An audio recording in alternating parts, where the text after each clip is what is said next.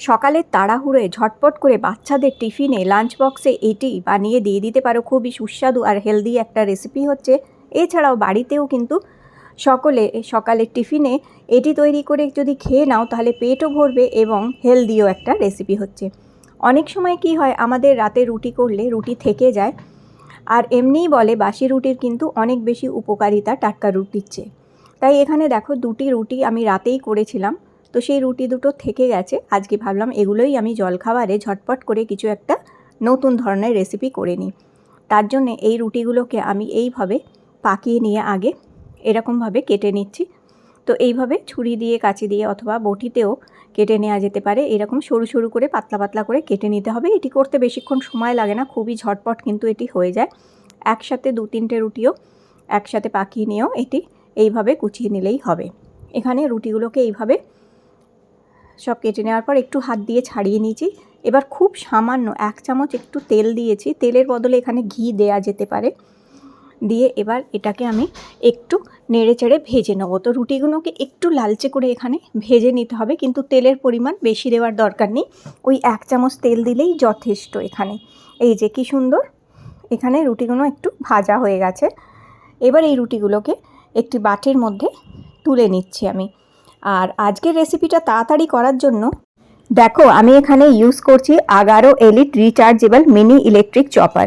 এটা আমি কিনেছি এই কারণে, কারণ রান্নাঘরে অনেক সময় এই যে তারের যে জিনিসগুলো হয় সেগুলো কি হয়, রান্নাঘরে সবসময় প্লাগ পয়েন্ট থাকে না যে আমি প্লাগে লাগিয়ে ইউজ করব। তাই এই যে চপারটা, এটা কর্ডলেস হচ্ছে, মানে একবার তোমরা চার্জ দিয়ে নিলে, একবার যদি 2 ঘন্টা চার্জ দিয়ে নাও তাহলে প্রায় 40 থেকে 45 মিনিট এটাকে ইউজ করা যেতে পারে।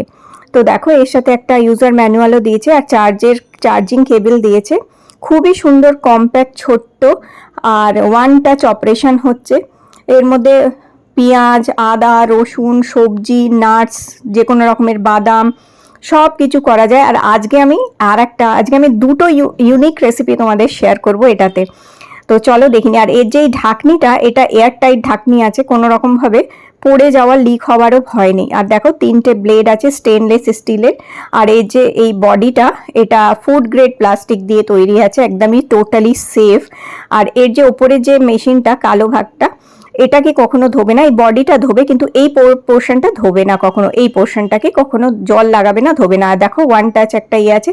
আর এই যে এখানে চার্জিং পয়েন্ট দেওয়া রয়েছে, এইভাবে চার্জিং করে নিতে পারো। আর যেরকমভাবে আমরা মোবাইল চার্জ করি ওইভাবেই এটাকে চার্জ করা যেতে পারে। খুবই দারুণ, কালারটাও সুন্দর, খুবই ছোট্ট, কম্প্যাক্ট। রান্নাঘরে আর তার লাগিয়ে কিছু করার দরকার নেই, এটা কর্ডলেস হচ্ছে, একবার চার্জ হয়ে গেলে যে কোনো জায়গায় ইজিলি নিতে পারো। তারপর এখানে চার্জিং হয়ে গেছে। তো আমি এটাকে চার্জিংয়ে দিয়ে তারপর চলো তোমাদের এবার রেসিপিটাও শেয়ার করব। তো আজকে নতুনই এটা আনিয়েছি, ভাবলাম তোমাদের সাথে শেয়ার করি। চলো আগে একটু দেখে নিই বাদাম কিভাবে এটাতে কত ভালো যেটা হচ্ছে চপিং করা যায়। অনেক সময় বাদাম তো আমরা অনেক কিছুতেই দিই, ব্রেকফাস্ট তৈরি করি বিভিন্ন রকমের, সেখানে দেয়া হয়। আজকাল তো অনেকেই হেলদি ব্রেকফাস্ট খায়, সেখানে বাদাম দিতে লাগে, কিংবা কোনো ডেজার্ট, কোনো মিষ্টি জিনিস বানালেও লাগে। মাত্র কয়েক সেকেন্ডের মধ্যে খুব সুন্দরভাবে বাদাম, এখানে দেখো যে কোনো নাটস তোমরা এখানে চপিং করে নিতে পারো। Agaro elite rechargeable mini electric এই চপারটা ভীষণ ভালো হচ্ছে। আর দেখো কত সুন্দর হয়ে গেছে। তোমরা এর থেকেও বেশি যদি আরেকটুখানি ফাইন করতে চাও চপিং, সেটাও হবে, একদম মিহি চপিং করে দেবে, পুরো পাউডারের মতন। আর চলো আজকে আমি এটাতে একটা ব্যানানা স্মুদি বানিয়েও দেখাচ্ছি। অনেক সময় সকালবেলা তাড়াহুড়োয় বাচ্চারা কিছু খেতে চায় না, তখন বাচ্চাদের ঝট করে এটার মধ্যেই একটা স্মুদি বানিয়ে দিয়ে দিতে পারো। যেমন কি একটু কলা দিয়ে দেবে, অল্প একটুখানি মধু দেবে চিনির বদলে, আর 1-2 ফোঁটা ভ্যানিলা এসেন্স দিলে ফ্লেভারটা ভালো হবে। আর এখানে আমি দিয়ে দিচ্ছি একটু ঠান্ডা করা দুধ। তো এখানে প্রায় 1 কাপ আমি ঠান্ডা করা দুধ দিয়ে দিলাম। আর এই যে দিয়ে এখন ঢাকনিটা লাগিয়ে দিলাম। আর এই যে ঢাকনিটা একদম এয়ার টাইট ঢাকনি হচ্ছে, কোনো রকমভাবে পড়ে যাওয়ার একদম ভয় নেই, এটাতে লিক করারও ভয় নেই। ব্যাস এই ঢাকনিটা লাগিয়ে জাস্ট এটাকে এইভাবে প্রেস করলেই দেখো দুর্দান্ত একটা বানানা স্মুদি রেডি হয়ে যাবে। দেখো তো এখানে রেডি হয়ে গেছে, আর খুবই সুন্দর একটা দেখো খুব ঘন, এত সুন্দর একটা স্মুদি তৈরি হয়েছে, ঠিক মনে হয় যেন রেস্টুরেন্টে যেরকম স্মুদি দেয় ওই রকম একটা স্মুদি তৈরি হয়ে গেছে। দেখতেই পাচ্ছ তোমরা, বুঝতেই পারছো যে কত ভালো স্মুদি হয়েছে। এটা কিন্তু তোমরা এমনি তৈরি করতে পারবে না, আর কিন্তু এইটাতে খুব সুন্দর স্মুদিটা তৈরি হয় এটায়। আর দেখো কত ভালো বানানা স্মুদি রেডি হয়ে গেছে। ওপর থেকে একটুখানি এই বাদাম কুচিগুলো ছড়িয়ে দিলাম।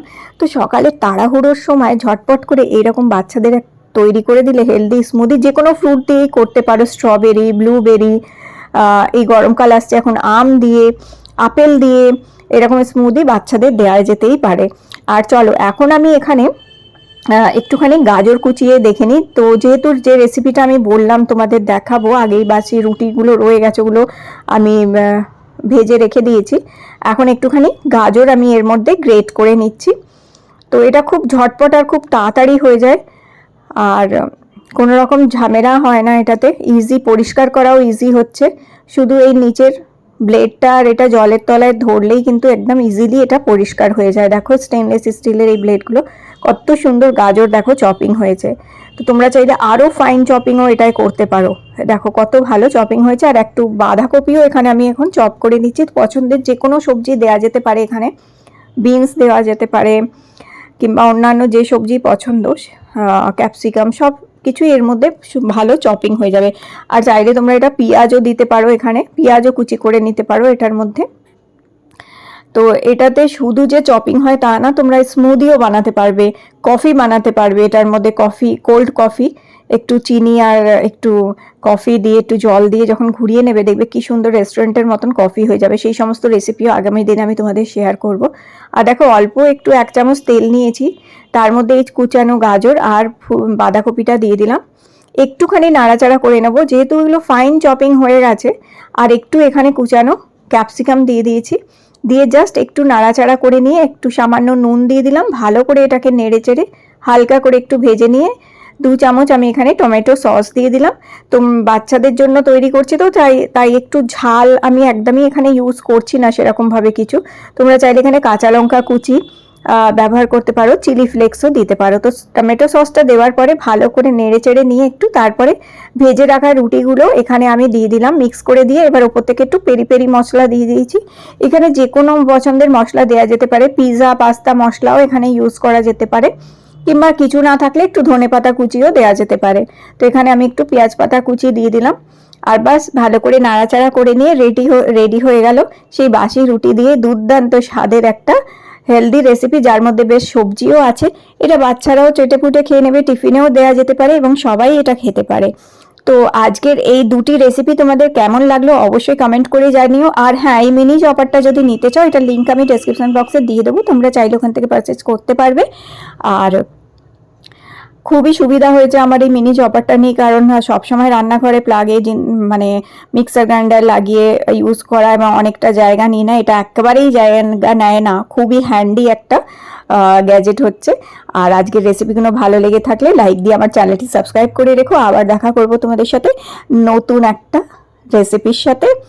তো অবশ্যই এই রেসিপিটা তোমরা ট্রাই করে দেখো।